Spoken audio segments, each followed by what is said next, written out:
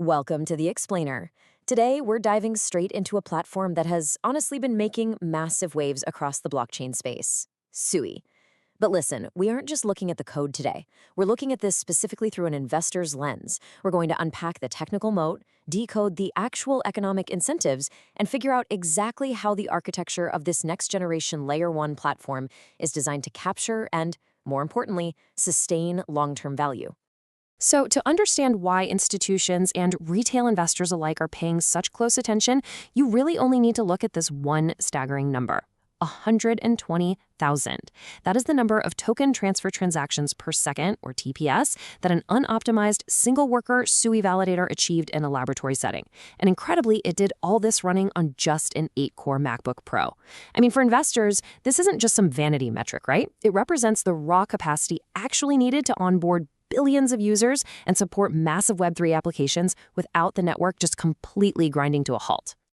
Okay, let's dive into this. Here's our roadmap for today. We're going to cover 1. The next-gen Layer 1, 2. Parallel execution unlocks scalability, 3. DAG consensus eliminates bottlenecks, 4. Predictable fees drive adoption, 5. Tokenomics and deflationary pressures, and finally 6. The ultimate investor takeaway. Let's get started.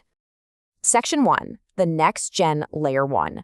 So at its core, SUI is a decentralized, permissionless smart contract platform, and it is heavily optimized for low-latency asset management. The foundation of its competitive edge? Well, it lies right here in its architecture. It's built on the Move programming language, which is a total departure from traditional account-based blockchains like, say, Ethereum.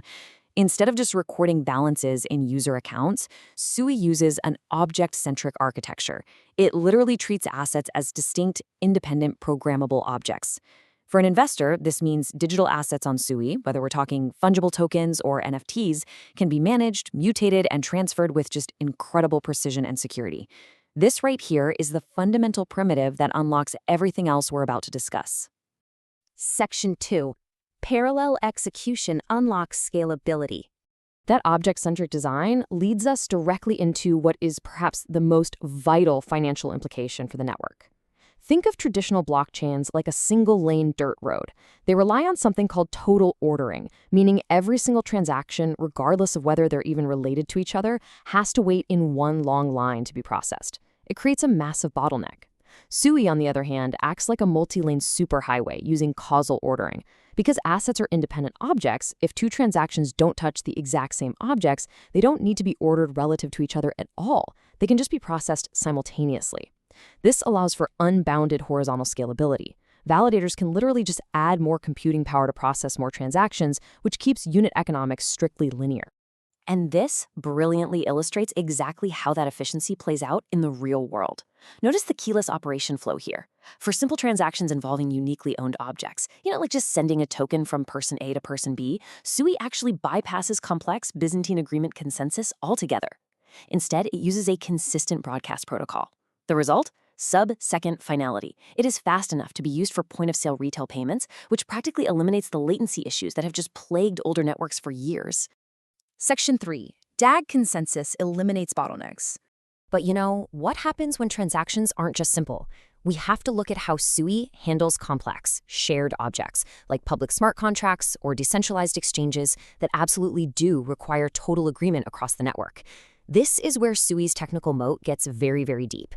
It relies on a system called Narwhal. Narwhal is a directed acyclic graph, or DAG, mempool. What's happening here is the strict separation of data availability from the actual consensus execution. By separating these two distinct processes, Narwhal basically ensures that the network doesn't get flooded. Validators share batches of transactions and get certificates of availability. This guarantees high throughput even when the network is under massive, massive load. Now, what's really interesting about this slide is how the consensus engine, which is known as Bullshark, actually sequences all this data. Once the DAG is constructed by Narwhal, Bullshark steps in to totally order the vertices of the DAG without requiring a single extra message to be sent between validators. No extra chatter, it just reads the causal history of these blocks and certificates with zero extra communication overhead. It's an incredibly elegant solution to the scalability trilemma, keeping the network blazing fast even during really complex operations. Section 4.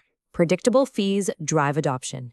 Okay, let's step out of the engineering white papers for a second and get into the actual business model. Because let's be real, great tech is basically useless if the economics don't make sense. We have to ask this crucial question.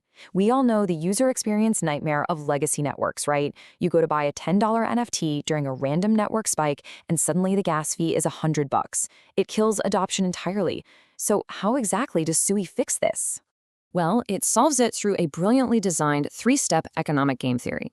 First, at the start of an epoch, validators participate in a gas price survey. This establishes a low, predictable reference gas price. Second is the tallying rule. Validators basically monitor each other to ensure they are actually processing transactions efficiently at that declared price. And finally, the reward distribution. Validators who set a low price and actually honor it, they get boosted rewards.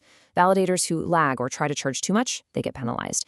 It forces this incredibly healthy competition where validators are financially incentivized to keep fees low and stable for the end user. Section 5, Tokenomics and Deflationary Pressures. All right, let's talk about the value accrual arc and the tokenomics of the native SUI token itself, which, by the way, has a hard-capped maximum supply of 10 billion.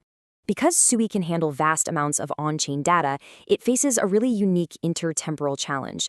How do you pay a validator tomorrow for data that a user paid to store today? SUI answers this with the storage fund. When users pay to store data, those fees go straight into this fund.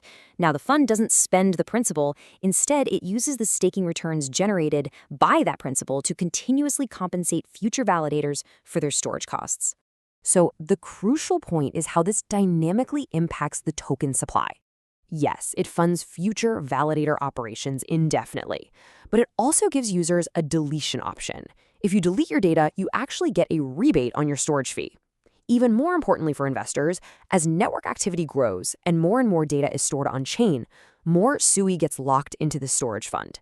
This introduces a powerful, quasi-permanent deflationary pressure, constantly shrinking the circulating supply of SUI as the network scales.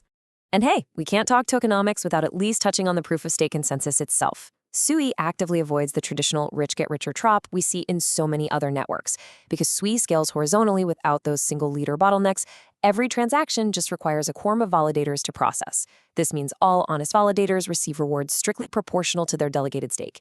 You don't have large validators completely monopolizing block proposals, which ensures the network remains highly decentralized and fair to everyone participating. Section 6, the ultimate investor takeaway. Let's move to and see how this builds. So we've covered the tech, the fees, and the tokenomics. What is the overarching investment thesis here? Well, based on the source material, SUI presents a really compelling case for having essentially solved a major industry trilemma. It offers unbounded horizontal scalability through its object-centric design and causal ordering. It pairs that with predictable, extremely low fees driven by clever validator game theory, ensuring a frictionless user experience. And it backs it all up with deflationary scarcity, trapping tokens in the storage fund as network utilization increases. So I'll leave you with this to think about. As blockchain technology truly matures and starts demanding real-world utility, how does a highly scalable, object-centric, and naturally deflationary architecture compare to the legacy digital assets currently sitting in your portfolio? It is absolutely a question worth exploring. Thank you so much for joining me for this explainer, and keep researching.